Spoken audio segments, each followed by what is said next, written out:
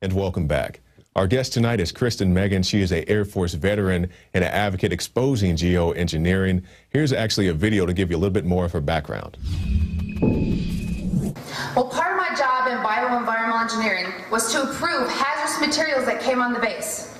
I sat at a computer and I approved those hazardous materials on base and tied them to a process and a building. So when I started approving what is called an Air Force Form 3952, the approval of hazardous materials, and I started seeing barium, aluminum oxide, and strontium come on the base from a contractor whose name was not listed, which was not normal, I started to realize that those crazy tinfoil hat wearing conspiracy theorists might not be so crazy. I lived about less than a mile behind the flight line at Tinker Air Force Base, Oklahoma, in Oklahoma City. And due to my background as an industrial hygienist and an environmental specialist, I conducted soil grid sampling and grade sampling. Those of you who may not be too privy to chemistry, you know that there's natural elements occurring in Earth. Aluminum is one of them. However, barium, radioactive, and strontium are not. So I conducted those samples and saw limits in my community that would make your head spin. And I started to realize that those peers within my professional community that were trying to wake those of us in the military up were right. And joining us now is Kristen Meghan. Thanks for joining us, Kristen. Well, hello. All right, Kristen, we just watched that video of you at the Atlanta Festival. I believe it was the Atlanta Music Liberty Fest. Can you tell us what was going on out there and about what time was that? When was that? It was back in April. Actually, there's a group of organizers. I'm sure you might have heard about Paul Fest, you know, back last August. Well, there's a lot of liberty-minded, truth-minded events around the country that are put on randomly by different people. And they're all focused around speakers and musicians, and it's just a way for people to get together and kind of network and share information. So you'll have people there from different musical acts to, the architects and engineers for 9/11 Truth will show up. So yeah, I was a speaker at that event. I think it was in early April down in Atlanta. Now, I'm sure as a veteran, you got a lot of people, they respect you for your service, but they're kind of curious as to, why is she an authority on things such as geoengineering, and what would you say to those people? Well, some people are familiar with my background. I was in the Air Force 9 years, and my job was called bioenvironmental engineering. So if you're kind of familiar with what OSHA is and what the EPA is, our job was to kind of track all the exposures to both military and civilian personnel on the bases, both home and deployed. Part of that is to know all the constituents or chemicals that are used on base. So we would use a system where if you were ordering materials or chemicals, it went through a computer system, and we would have to tie those materials to a building or a task known as like a case file. And the reason for that was knowing what was brought on base, we could then say, oh, whoa, this is hazardous. These people need to be in respirators, or, they need gloves. So it was basically tracking employee exposures. So I wasn't really familiar with what geoengineering or chemtrails were at the time. So maybe we'll go into a little bit more, but that's how I got familiar with the constituents that were used, is because I would have to tie these materials to a task. And this particular constituents that were used in geoengineering were not tied to a task. Exactly.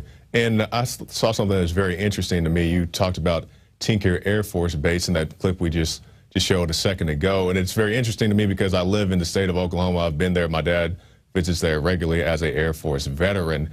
And I'm just curious, can you tell us again the story, your experience at the Tinker Air Force Base and how you came across some of this information? Yeah, of course, I went into the military after 9/11, trying to be all gung-ho and supporting my country. And, I went in around 2001, 2002, and I think it was around 2006 I actually watched Terrorstorm. And that kind of turned my world upside down. I know in an attempt to debunk that, I kind of stumbled upon other things, and it kind of changed my mindset and what was going on. Well, one of the things I stumbled upon was people talking about these chemtrails or geoengineering and population control and all these crazy theories. And I started to kind of go on different forums and hear people that claimed to be whistleblowers who were pilots that didn't want to be named. And at the time, I started getting more information. People started describing the aircraft that we had on base. People started describing that they were unmarked. And also the materials. Again, I spoke before, when materials would come on base, they would be tied to a case file. And I remember a time seeing certain constituents coming on base that were they weren't classified, but they didn't quite make sense. The name of the contractor wasn't identified. It was very vague, and it wasn't tied to a process. It was just a number. And that wasn't normal, but I just figured it was a contractor. So I started doing my own investigation. With all this information I started to gather on knowing, hey, these people are describing the aircraft, the J-stars we had on base, and we're a perfect base. We take aircraft apart down to the last screw. It's a maintenance base. And before those airplanes roll out, they fly unmarked and they're white. Mm-hmm. So I thought, this is just too convenient. Somebody's just making this up because they're familiar with this information. Well, I lived about a mile behind the flight line at Tinker Air Force Base. So I started conducting my old soil grid sampling.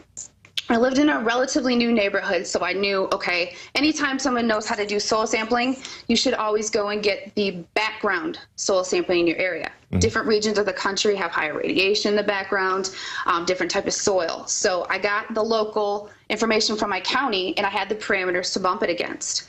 And what was coming back was high PNAs, which are polynuclear aromatic materials that are naturally occurring in Earth, but it's usually associated to something man-made when it's that high, unless you had bad backfill. Right. I was getting barium, aluminum, and even though some of these items are naturally occurring in Earth, the compounds that they came back in were all industrialized. So this wasn't like something that would just be normal. So this kind of freaked me out, and I thought, all right, well, this isn't a Superfund site. These contaminants shouldn't be in the soil. So I just kind of Well, at that point, let me ask you, just to interrupt for just 1 second. At that point, when you said these materials shouldn't be in the soil, what was your original thought? What was your conclusion as the original source? Well, again, because I had that background information to bump it up against, and knowing how strict the EPA was in Illinois, I knew it wasn't bad backfill. There's nothing going on in my neighborhood. I immediately figured it was some sort of contaminant coming from the base. Mm. Now, the problem was, at the time, you know, it's like, this is huge information. People are going to think I'm crazy. So I started kind of to tell some of my peers who were like, all right, well, yeah, I've heard of it, but let's not go there, you know. About what time was this? What year? This was around 2007, 2008. Okay. Yep. Soon after that, I transferred to the other depot maintenance base, which is in Warner Robins, Georgia. There also, I started seeing the same things, not as far as the base approving those chemicals, but the soil samples were coming back the same. And then I started to do rain sampling and soil sampling just at, you know, I travel a lot. So I've even done them here in Chicago. And the same materials, different parameters, but if you were to do soil sampling, like say you're a contractor and you're installing a new underground storage tank, before you can dispose of that, the dirt that you just removed, you have to, each state has their own form that they have to fill out to determine if the soil is contaminated, because it has to be hauled off as special waste. Well, what I was finding in my soil would have been considered special waste. So the government should have done something. And I've contacted EPA in my region, and they have nothing to say about it. Yeah, nothing to say. The EPA. No. So you're a veteran. You were active duty at the time? Correct. So you're active duty personnel in the United States military. You contact the EPA, and you already said your title. You're very familiar with these type of works, and they just did not care. Exactly. You know, I'm not just an average citizen. Part of my job was to do industrial hygiene and environmental quality assessments. So, no, they just brushed it off. And actually, it wasn't until I separated from the military, for some reason, I stayed government, and I worked for one of the veterans hospitals around here. And during an assessment, I ran across an EPA worker, and he mentioned actually an article he had read or something from Alex about all the cameras here in Chicago. Oh, yes. And I'm thinking, an EPA assessor knows about Alex Jones. Wow. You know, I was biting at my nails waiting for this whole thing to get over to kind of pull him aside. We ended up talking for 2 hours, and he had pulled out a camera, because during the inspection they take lots of pictures. He showed me about 500 photos of, you know, different lines in the sky he had deemed chemtrails. I guess he's been following it religiously, and he had told me he's brought it up to his director, and his directors just totally say, we're not going there, we're not talking about it. And he's actually, he has felt reprised because he's worked there at the time 26 plus years, and they still had him as a field assessor. When this person retires, you know, I still keep in contact with him. He's gonna come out rogue and start talking about some stuff, you know, so he can collect his retirement. You know, that's his choice to just wait it out. But to hear someone from the inside getting the same scrutiny that I experienced as a sister, you know, federal employee is just appalling. Exactly. Now, Kristen, our time is short. I just want to ask you a few more questions. Going back to when you first discovered this, back when you were active duty, and you try to, you know, share this view with your fellow people there in the military. What was the reaction to that, and also some of the alternative news that may have been going on at the time? How receptive was the military to that? Well, around 2007, 2008, there was only one other person that was stationed with me there that was totally aligned but afraid to speak, and I'm known as the loudmouth. So, but actually, as progressing, even as of recent, some people still in my career field in bioenvironmental engineering are fully awake. I mean, they're huge chemtrail followers. You know, they don't want to reveal their identity. They're still in, but they're saying, you know, that they believe it. They see some of the same stuff I do. And actually, after that speech kind of got a lot of attention, people at Tinker Air Force Base were told not to contact me or talk to me, via any government communications. So I still talk to people there. And if I were to email them, they were to delete and not reply. All right, Kristen, just a rapid fire session here. So when people see these aerosols hanging around in the sky and they say, oh, those are just contrails, those are supposed to be there, what would you say to that person? I would say look closely. A lot of people that are the disinformation trolls will tell you there's contrail science, but I'd say look, pay attention if there's a lot, and they don't, you know, it's a nice warm day and they're dissipating horizontally and they're staying and they're going from lines to designs to clouds. I mean, I really would pay attention and contact your local officials and demand answers. I mean, yes, there are contrails, but the thing is when you see an actual plane flying right next to another plane that is spraying contrails and you see it turning on and turning off, to me, it's an answer for itself. Yeah, it's so obvious. We've been showing some B-roll footage while you were talking there, and you can see a plane is flying, nothing's come out of it, and then all of a sudden it just starts dumping all this this chaff into the sky. Now, Kristen, what are your final thoughts? Well, my final thoughts are, you know, here in my area, west suburbs of Chicago, actually, we just got sprayed with BTK to kill moths, which if you're familiar with the makeup and chemistry, look it up. It has a similar protein makeup as anthrax. And they actually sent out an alert to let people know this was being sprayed.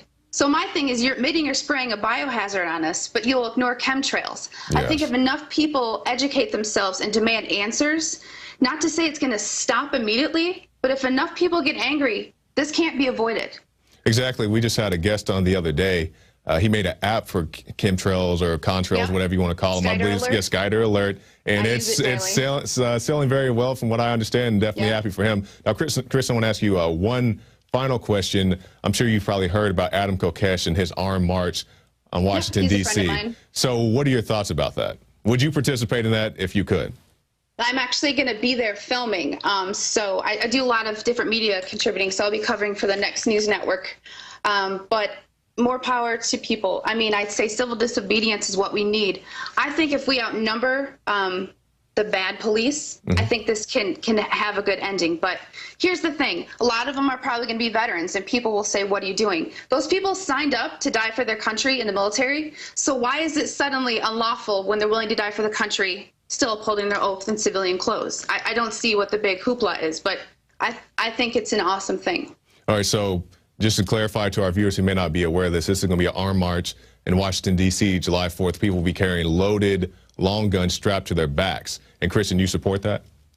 I do. I think that there's nothing wrong with carrying a weapon. We drive vehicles every day which are more dangerous and carry pills in our purses. So I just think people have to go in there knowing the consequences. And Adam has made it clear if you are arrested to just, you know, take what's coming towards you, because this is civil disobedience. And my fear is there will be provocateurs, but again, you know, oath keepers is a big thing, you know. you're upholding your oath, regardless if you're just a civilian. You're protecting the constitutional rights, and I don't see why anyone can say anything negative about this, because we need our weapons to protect ourselves from those unlawful people. Great. Now, Kristen, how can people get a hold of you and keep up with your information? Well, you can follow me on Twitter at Kristen Meghan. Find me on Facebook at Kristen Meghan. My website is sugardecoded.com with a T. And also, you can just send me an email at kristenmeghan@gmail.com. I'm a huge I advocate for veterans' rights, so if you have any information you want to share related to chemtrails or just any questions, please feel free to contact me. All right, great. Kristen Meghan, a real oath keeper, definitely interested in following your works and also those of Adam Kokesh. I believe Alex is going to try to make it out there. I may try to see if I can go with him. I'm very interested to see what's going to happen July 4th. So, Kristen Meghan, thank you for your time. Thank you. All right. There she goes, a good oath keeper. I'm glad to see people actually keeping their oath, people who will not just march with guys like Adam Kokesh, but people who will go out and fight things that are not popular. Like she said, when she started back in 2007, 2008, you know, it wasn't popular to talk about this stuff, especially on a military basis, but more and more as she talks to more and more people are waking up. And that's what we need people to do, not just in the military, but in the police and everywhere else. If you're just a normal, everyday citizen, just get this information out to people. And a great way to do that is prisonplanet.tv. You can get yourself a 15-day free trial. You can share your username and password with up to 11 different people. And odds are you're not going to have 11 different people on there at all times. So just go and put it on your Facebook page. Hey, go check out my Prison Planet, and different people will log in at different times and get the information. And also, particularly geoengineering and chemtrails, you can check out our pack right here. We're going to show you here in a second. There it is right there. The Chemtrails Combo Pack. What in the world are they spraying, and why in the world are they spraying? Two great films, probably the best things we offer concerning chemtrails. You can see it right there for $34.90, and that's available at the InfoWars store. Well, that's it for this edition of the InfoWars Nightly News. I'm your host, Jakari Jackson, and I'll see you next time.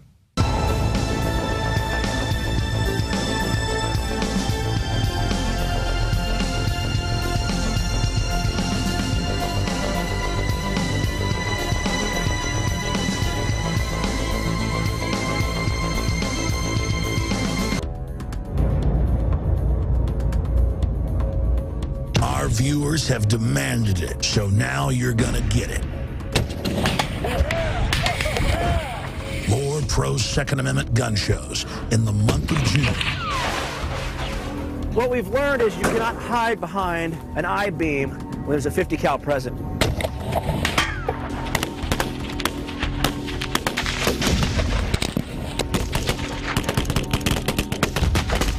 Brothers in Arms, 50 cal ammo review, and more. Coming in the month of June to the InfoWar.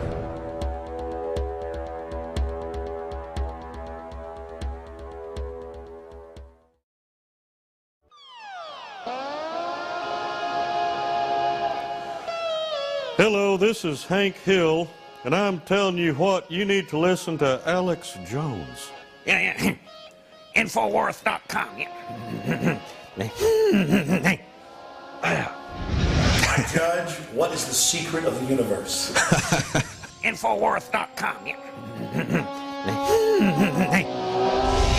For 9/11 Truth will show up. So, yeah, I was a speaker at that event. I think it was in early April down in Atlanta. Now, I'm sure as a veteran, you got a lot of people, they respect you for your service, but they're kind of curious as to, you know, why is she an authority on things such as geoengineering, and what would you say to those people? Well, some people are familiar with my background. You know, I was in the Air Force 9 years, and my job was called bioenvironmental engineering. So if you're kind of familiar with what OSHA is and what the EPA is, our job is to kind of track all the exposures to both military and civilian personnel on the bases, both home and deployed. Part of that is to know all the